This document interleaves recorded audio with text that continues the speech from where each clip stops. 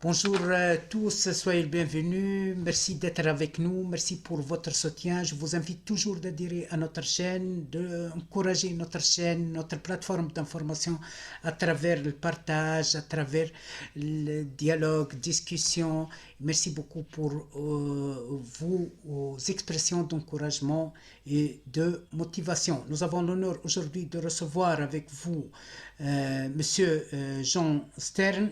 Jean Stern, c'est un journaliste. Actuellement, il est journaliste Orion 21, Orion 21, aussi Afrique 21, dirigé par notre ami le grand journaliste Alain Grèche. Jean Stern, il a publié un livre, un ouvrage en 2012. Les patrons de presse nationale sont tous mauvais. Nous avons l'honneur aujourd'hui d'inviter Monsieur Stern pour discuter avec lui à propos du sujet de l'objectivité et la neutralité du journalisme dans nos jours. Merci beaucoup, Monsieur Stern, d'accepter notre invitation et d'être avec nous aujourd'hui. Merci et bonjour à tout le monde. Merci beaucoup. D'après vous, comment nous pouvons définir la neutralité ou l'objectivité médiatique journalistique? D'une certaine manière, on ne va pas la définir. Ce qui caractérise la neutralité et l'objectivité, c'est d'une certaine manière deux choses très différentes. La neutralité consiste à ne pas s'engager et l'objectivité consiste à rendre compte des faits. L'objectivité est une qualité journalistique incontestable, mais contestée dans sa définition, puisque l'objectivité consiste avant tout à aller voir les choses sur le terrain, sur place, et à les raconter. Ce n'est pas le refus de l'engagement. L'objectivité n'est pas antinomique avec l'engagement, contrairement à ce qu'on croit toujours. C'est-à-dire qu'on peut être un journaliste objectif et être néanmoins un journaliste engagé, notamment dans la forme de son expression, dans le ton et même dans la manière dont on va définir ce qu'on appelle dans notre jargon journalistique un angle. Un angle, c'est la manière dont on va définir un sujet. La manière dont on va définir un sujet, la manière dont on va le construire, va évidemment nous permettre, à nous journalistes, de construire le récit à partir des faits et de ce qu'on a vu. Donc il ne faut pas confondre objectivité et neutralité, il ne faut pas confondre non plus objectivité et médias dominants. Aujourd'hui, les médias dominants, et notamment les médias audiovisuels, qui d'une certaine manière sont les plus puissants dans le monde d'aujourd'hui en termes d'audience, en termes de fréquentation, et qui d'une certaine manière aussi, par leur fonctionnement, nourrissent et alimentent les réseaux sociaux, puisqu'ils ont comme point commun des médias de l'instantané, du moment brut et présent, contrairement à la presse écrite et même à la presse écrite sur le web, qui est une presse qui prend le temps d'écrire. Je parle de papiers aujourd'hui dans mon média qui vont être écrits dans une semaine, dans 15 jours. Nous allons prendre le temps de faire l'enquête, de réfléchir, d'angler et de faire tout ça. Donc, si vous voulez, moi, la neutralité, pour moi, ça n'existe pas. Un journal n'est jamais neutre, un journaliste n'est jamais neutre. L'objectivité, c'est la manière dont un journaliste va faire sérieusement ou pas son travail, parce que vous ne pouvez pas être objectif aujourd'hui, quoi qu'il arrive, si vous n'allez pas rencontrer les gens, leur parler, que ça soit sur une enquête sur les tarifs de l'électricité en France ou sur le sort des Palestiniens dans les territoires occupés par Israël. Je vous prends deux sujets qui sont très différents, mais sur lesquels, de la même façon, si vous n'enquêtez pas, vous ne serez de toute façon pas objectif puisque vous allez prendre des réalités qui seront des réalités organisées ou filtrées. Puisque, et j'en aurais fini avec cette première réponse, le vrai problème aujourd'hui, c'est d'une certaine manière que l'information est de plus en plus contrôlée, organisée, et je vais employer un terme que nous employons, nous, les journalistes, verrouillée. Elle est verrouillée par des gens dont le métier est de faire non pas de l'information, mais de la communication, et que vous retrouvez à tous les niveaux, que vous retrouvez dans les entreprises, dans les partis politiques, autour des gouvernements, autour de lobbies, qui sont souvent des lobbies dont le rôle est de faire croire à des réalités sur des pays qui sont des réalités déformées. Et là, vous avez toute une série de pays importants sur la scène mondiale aujourd'hui et qui utilisent des services de conseil en communication dont le rôle est d'une certaine manière de transformer la réalité. Donc, si vous voulez, on n'est plus dans le domaine de l'objectivité ou de la neutralité, on est dans le domaine de l'organisation de la circulation de l'information. Et ça, évidemment, c'est un phénomène gravissime aujourd'hui. Est-ce que nous pouvons, dans notre époque actuelle, évoquer la notion de l'éthique journalistique avec, avec la manipulation des lobbies financiers, politiques, euh, toutes sortes de lobbies, avec la fracture entre, je m'excuse, hein, un journaliste rebelle, un journaliste à la conquête de la vérité et un journaliste de salon, un journaliste fonctionnaire. Est-ce que nous pouvons évoquer actuellement, dans cette période, vous étiez un voix rebelle contre les lobbies de domination, Jean Stern. Est-ce que nous pouvons évoquer l'éthique journalistique? Bien sûr. Bah, l'éthique journalistique, c'est quelque chose de fondamental. Et c'est quelque chose de fondamental qui est devenu très compliqué aujourd'hui, précisément parce que vous avez deux phénomènes qui sont des phénomènes concomitants d'une certaine manière. Vous avez d'abord le contrôle des médias proprement dit, qui sont contrôlés par des puissances qui sont des puissances essentiellement économiques et qui donc ont des intérêts de puissance économique qui ne sont pas ceux de l'information. Ils peuvent les rejoindre sur certains aspects, mais ils ne sont pas ceux de l'information. Et deux, l'éthique journalistique, elle est évidemment beaucoup plus fragile aujourd'hui, compte tenu d'une chose qui est mondiale hein, et auquel on ne prête pas assez attention, c'est la précarité des journalistes. Les journalistes aujourd'hui, partout dans le monde, sont mal payés, sont souvent menacés par des organisations militaires ou paramilitaires. Et on peut prendre toutes sortes d'exemples en Inde. Statut social et administratif vulnérable.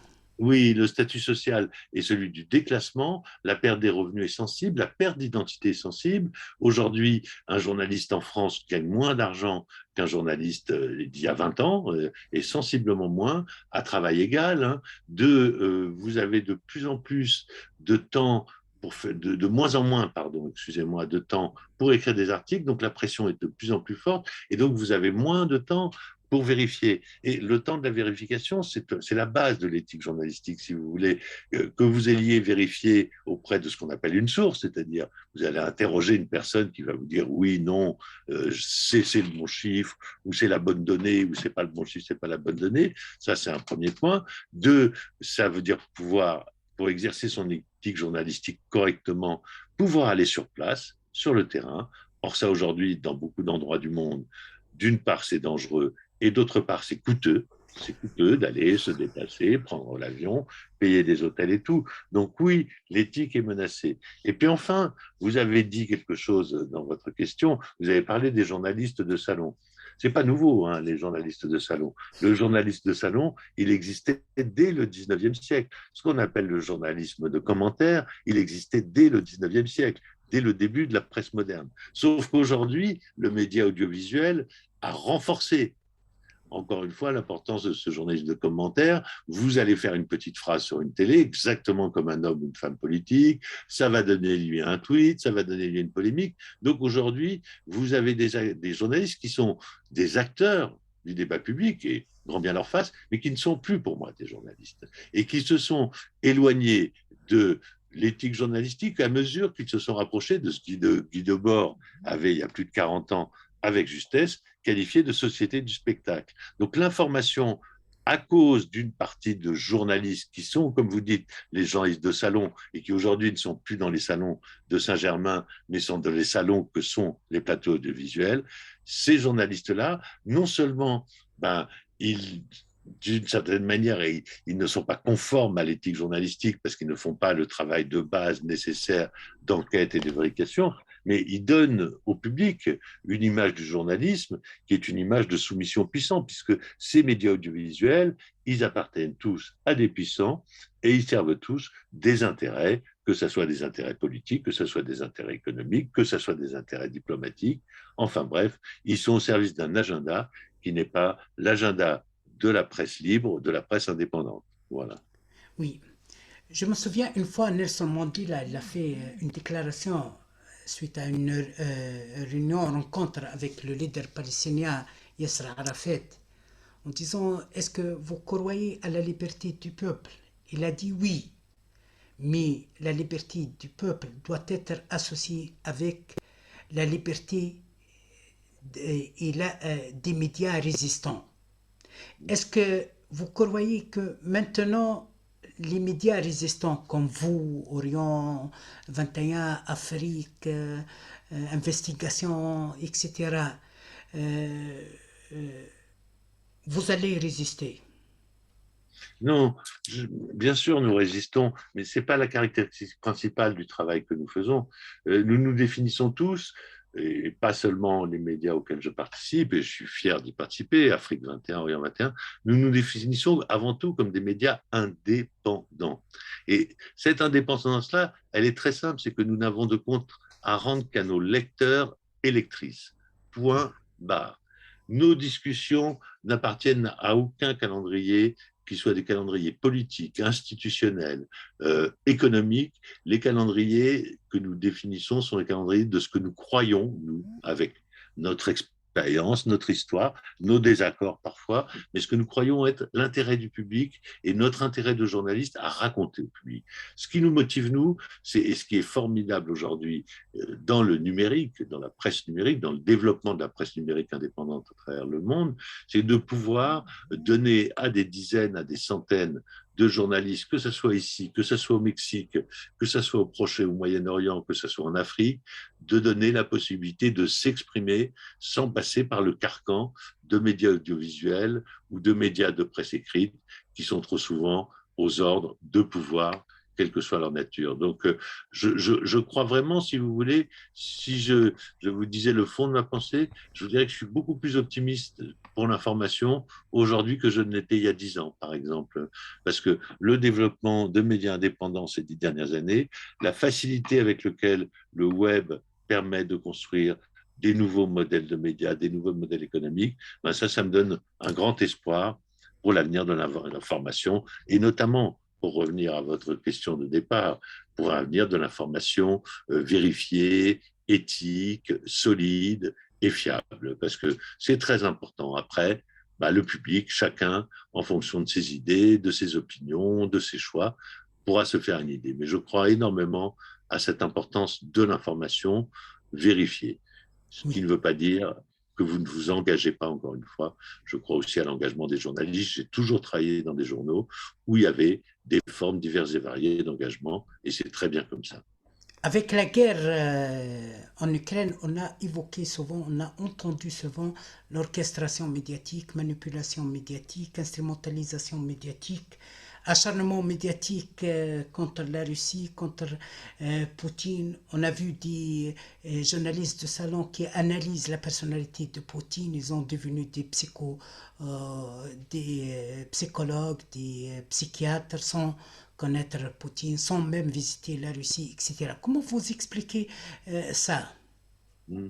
Bah, c'est vieux, malheureusement, ça correspond exactement à ce qu'on dit, c'est-à-dire que d'un seul coup, dans des situations X ou Y, et avec le développement des médias internes, des médias audiovisuels, pardon, et des réseaux sociaux, bah, vous avez des gens qui sont des journalistes et qui se prennent pour des experts de tout et rien. Et donc, bah, ça, vous ne pouvez pas lutter, ou alors vous pouvez lutter contre ça uniquement. Moi, je ne parle pas de Poutine et de la santé de Poutine, je n'en sais rien. C'est-à-dire que je ne parle pas russe, je n'ai pas d'entrée au Kremlin, j'ai jamais mis les pieds de ma vie à Moscou, donc je me garderai bien de parler de ça. Je parle de ce que je connais ou de ce que, à mon échelle, j'ai pu vérifier.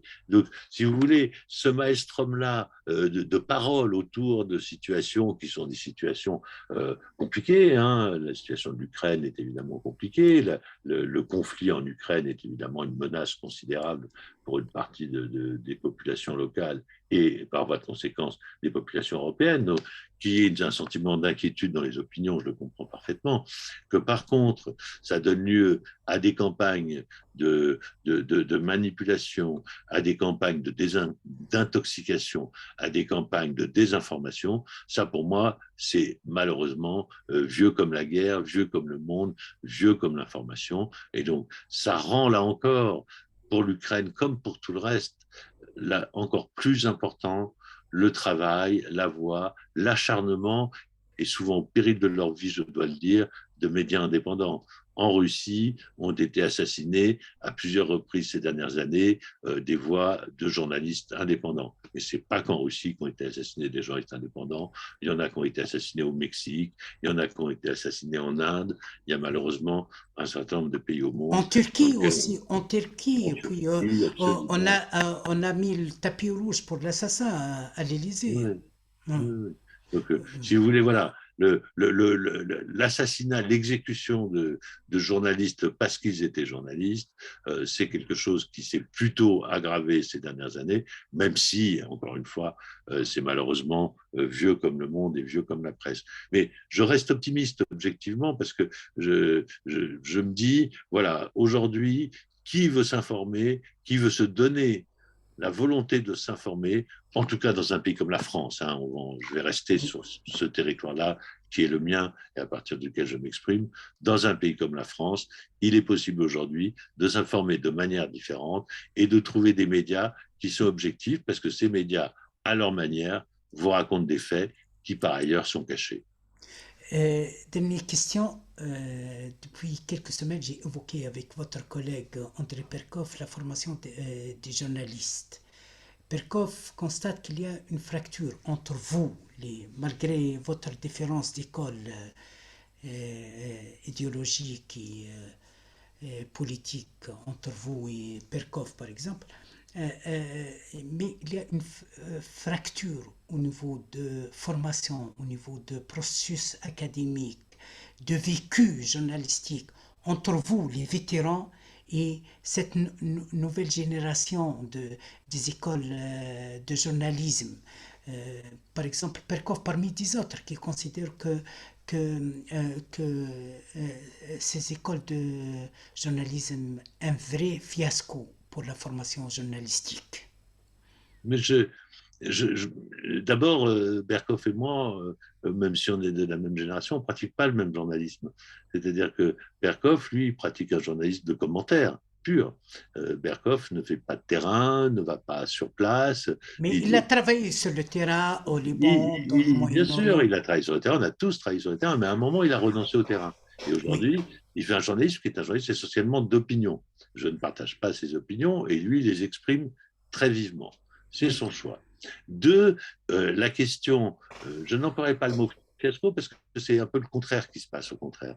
C'est-à-dire que c'est vrai qu'il y a 30 ans, les jeunes journalistes étaient construits, il y a 30 ans, il y a 20 ans, sur un moule idéologique qui est un moule pratique commun que François Ruffin, qui est député aujourd'hui, a très bien décrit dans Les petits soldats du journalisme, après avoir fait le centre de formation des journalistes, qui était une école à Paris.